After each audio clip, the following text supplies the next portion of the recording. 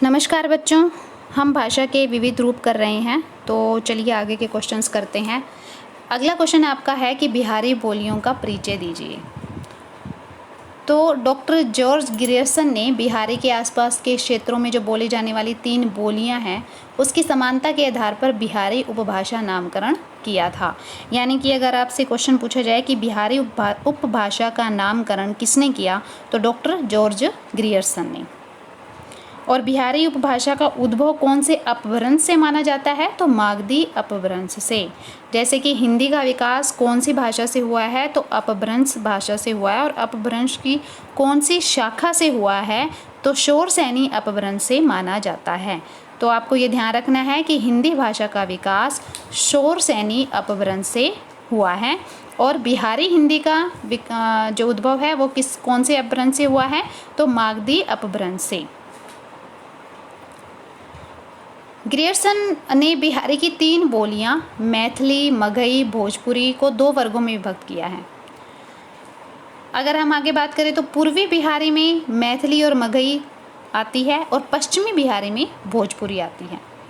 भोजपुरी की बात करें तो भोजपुरी सबसे अधिक बोली जाने वाली है और ये गोरखपुर, देवरिया, छपरा, गोपालगंज, मिर्ज़ापुर, जौनपुर आदि क्षेत्रों में बोली जाती है।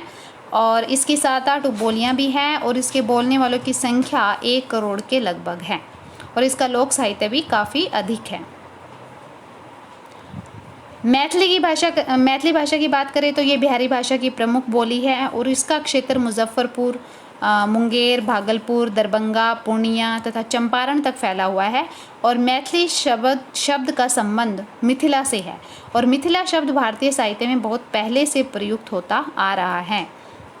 और इन बोलियों के आधार पर इसके 4 वर्ग हैं। मैथिली बोली के आधार पर इसके 4 वर्ग माने जाते हैं: पूर्वी मैथिली, पश्चिमी मैथिली, उत्तरी मैथिली और दक्षिणी मैथिली। तो आपको ये ध्यान रखना है कि मैथिली के आधार पर इसके 4 वर्ग हैं: पूर्वी मैथिली, पश्चिमी मैथिली, उत्तरी मैथिली और दक्षिणी मैथिली।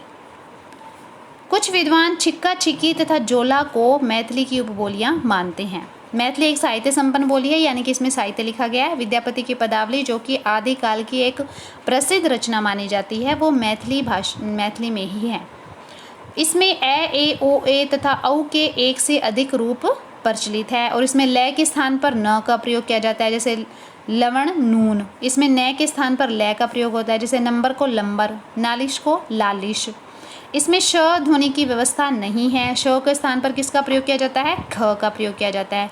और इसमें कारक चिन्हों का भी प्रयोग नहीं होता। आगे हम देखते हैं मगही। तो मगही भाषा बिहार के पटना, हजारीबाग, भागलपुर, मुंगेर आदि जिलों की बोली है।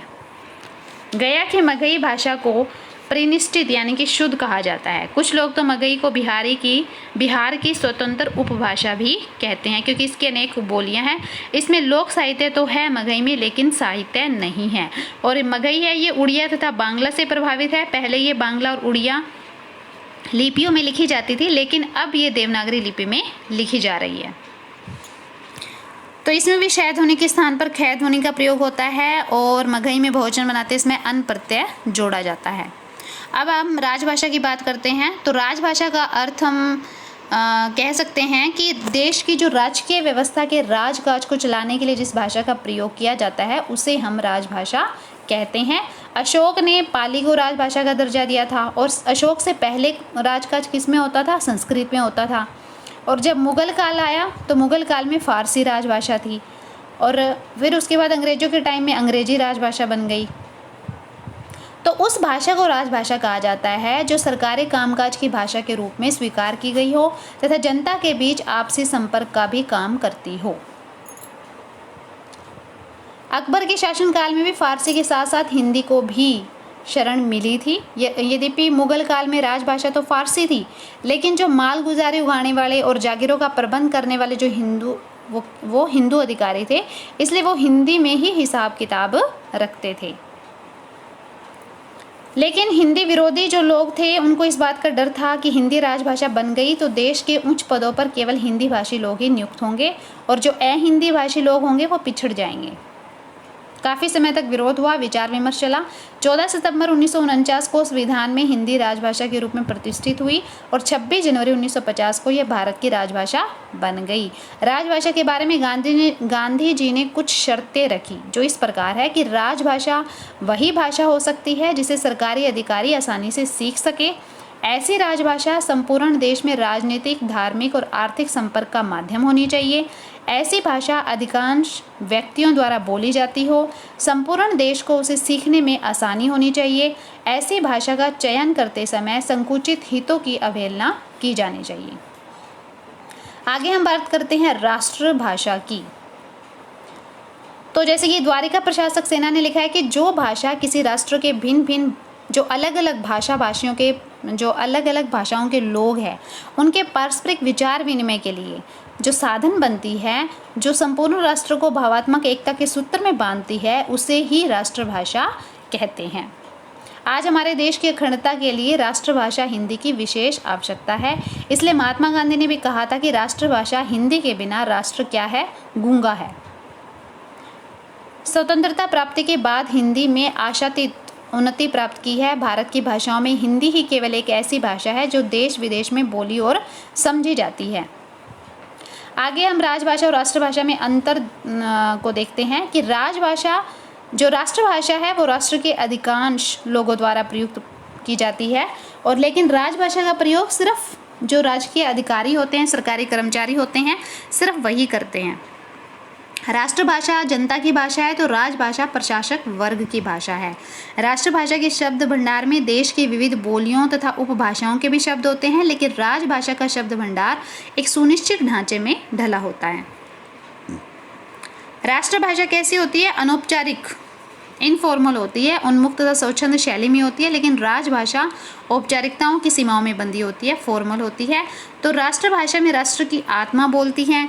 इसमें पूरे देश की जनता, सोच, संस्कृति, विश्वास, धर्म आदि समाहित होते हैं, लेकिन राजभाषा का संबंध सिर्फ प्रशासकीय, कानूनी तथा संवैधानिक नियमों से होता है। राष्ट्रभाषा पूरे राष्ट्र के सार्वजनिक स्थानों, तीर्थों, सभास्थलों, गली मोहल्लों तथा मेलों, उत्सवों में प्रयुक्त होती है, लेकिन राजभाषा का प्रयोग सरकारी कार्यालयों की चारदीवारी के अंदर ही होता है। इस प्रकार हम कह सकते हैं कि राष्ट्रभाषा तो एक विशाल उद्यान के समान है, परंतु राजभाषा उसी उद्यान, उसी उपवन से चुने हुए फूलों का एक छोटा सा गुलदस्ता है।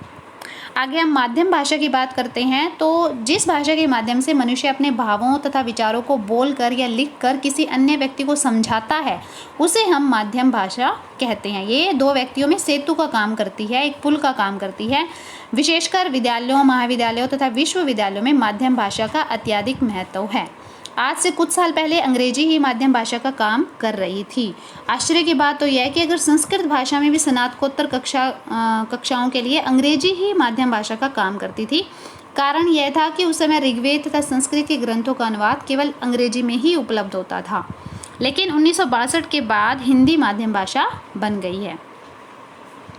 कबीर, तुलसीदास, सूरदास आदि भक्तिकालीन कवियों के युग में संस्कृत ही माध्यम भाषा के रूप में प्रचलित थी, लेकिन रीतिकाल में ब्रज भाषा ने माध्यम भाषा का रूप धारण कर लिया और 19वीं शताब्दी के आरंभ में कलकत्ता में फोर्ट विलियम कॉलेज की स्थापना हुई और खड़ी बोली का पठन पाठन होने लगा। लेकिन इस काल में भी अंग्रेजी ही राजभाषा और माध्यम भाषा थी। धीरे धीरे अनेक प्राचीन रचनाओं का हिंदी में अनुवाद होने लगा। हिंदी भाषा का प्रमाणिक व्याकरण भी तैयार किया गया और आगे चलकर महाविद्यालयों में भी हिंदी भाषा के पठन पाठन पर जोर दिया जाने लगा। आज स्थिति यह है कि हिंदी भाषी क्षेत्रों में 12वीं कक्षा के सभी छात्र हिंदी भाषा को माध्यम भाषा के रूप में अपना सकते हैं। उनकी सहायता के लिए हिंदी तकनीकी शब्दावली तथा शब्दकोश तैयार किए गए हैं।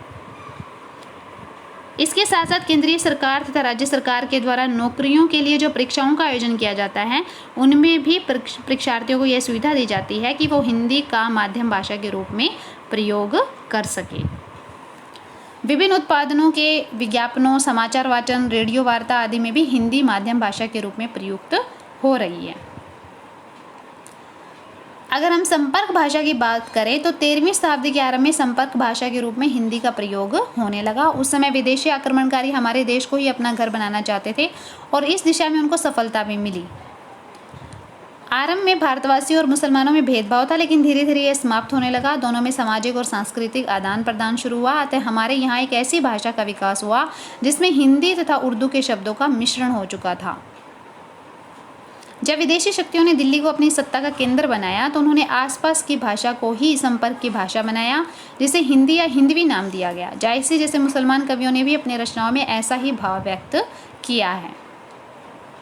यह नाम बिना किसी बाधा के लंबे समय तक चलता रहा। अतः यह कहना गलत नहीं होगा कि संपर्क भाषा हिंदी का उद्भव और विकास दो संस्कृतियों के मिलने से हुआ। सच तो यह है कि मुस्लिम और हिंदू संस्कृति के दो तटबंधों में हिंदी संपर्क भाषा बनकर आबाद गति से जनभाषा का काम करती रही और साहित्य की भी सेवा करती रही। संपर्क भाषा के रूप में हिंदी का इतिहास काफ़ी पुराना है और शिक्षा के प्रचार, यातायात की सुविधा, बड़े बड़े नगरों का विकास, साहित्य की विभिन्न विधाएं, रेडियो, दूरदर्शन और सिनेमा का प्रभाव आदि ने वर्तमान हिंदी भाषा को पर्याप्त विकसित किया है।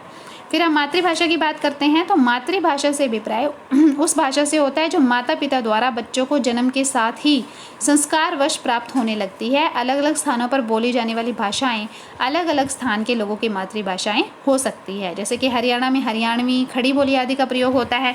अतः हरियाणा के लोगों के लिए हरियाणवी, खड़ी बोली मातृभाषाएं हैं और दिल्ली के लोगों के लिए खड़ी बोली, पंजाब के लोगों के लिए पंजाबी, गुजरात के लोगों के लिए गुजराती, बंगाल के लिए बंगला, उड़ीसा के लिए उड़िया और उत्तर प्रदेश के लिए अलग अलग जैसे अवधी, ब्रज, मैथिली, भोजपुरी, बिहार के लिए बिहारी, महाराष्ट्र के लिए मराठी, हिमाचल, उत्तराखंड के लोगों के लिए पहाड़ी और राजस्थान के लिए राजस्थानी, जम्मू कश्मीर के लोगों के लिए कश्मीरी, सिंधी आदि भाषाएं मातृभाषाएं हैं। और दक्षिण भारत की बात करें तो कन्नड़, तेलुगु, तमिल, मलयालम आदि भाषाएं मातृभाषाएं हैं।